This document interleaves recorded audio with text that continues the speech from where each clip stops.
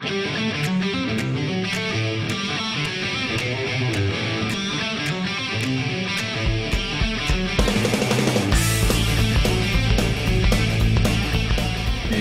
making of this TOTO album has been pretty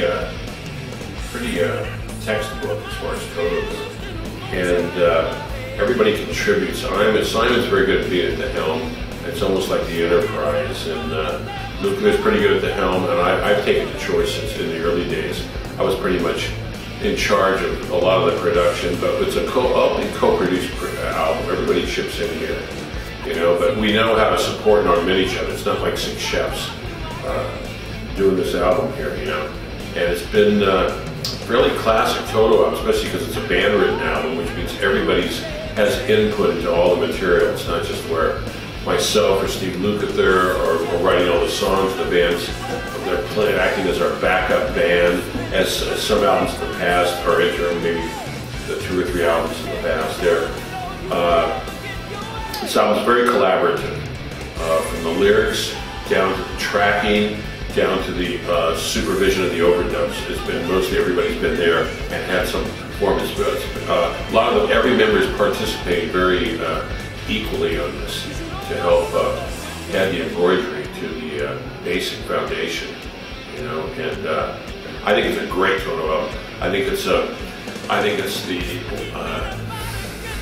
possibly a sister or brother album to the TOTO 4 album that was everybody knows from 1983, and this has that has the fury and power of that album from a rock and roll standpoint, and yet it has the passion and the world music quality, if I can coin that phrase, that album had. And I think we've matured a lot in the subject matter that we're writing. I'm really starting to find myself lyrically. I moved over to and jumped into a lot of the lyrics. Bobby Kimball's done a lot of substantial lyrics on there too. So it's really a challenge and a very fulfilling